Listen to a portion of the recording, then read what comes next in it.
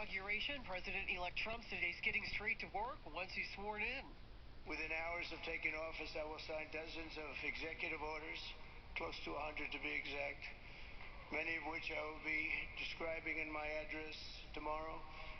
We will not waste a single moment in delivering on our promises to the people. Our live coverage of Trump's inauguration begins at 10 o'clock this morning.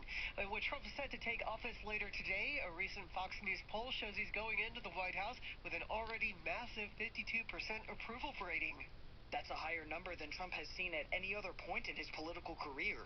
More than half of people feel really good about him, and that's a strong number. And it's a strong number for anybody, but in his case, it's certainly better than what he's used to. Political consultant Bill Miller says that if Trump can keep this up, it could mean a massive midterm win for Republicans.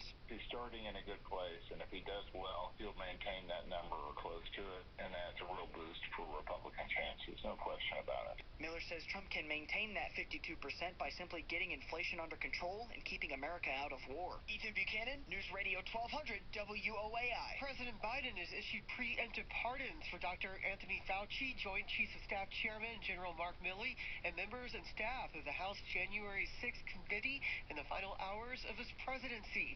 Here's a reaction from Tennessee Senator Marsha Blackburn. I'm not surprised by this at all. This is a president who has worked overtime trying to make illegal legal so it would suit his agenda, which is America last. And President Biden set the record for presidential pardons during his term.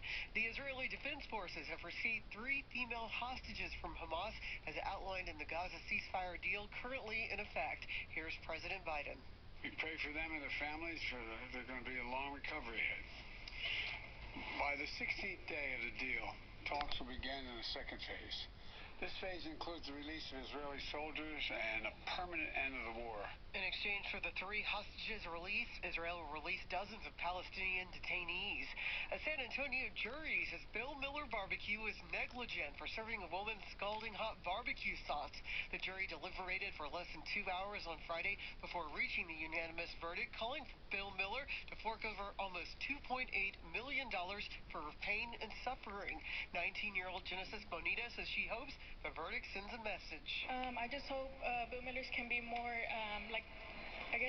put the customers more at first, just not try to blame them right away like they did to me. Kind of listen them out first instead of just blaming them. Bonita says she suffered second-degree burns on her thigh. The biggest game of the college football playoff takes place in Atlanta tonight. Number 7 Notre Dame battles A-seeded Ohio State in the national championship game at Mercedes-Benz Stadium in Atlanta. I'm Charity McCurdy on San Antonio's news, weather, and traffic station, News Radio 1200 WOAI.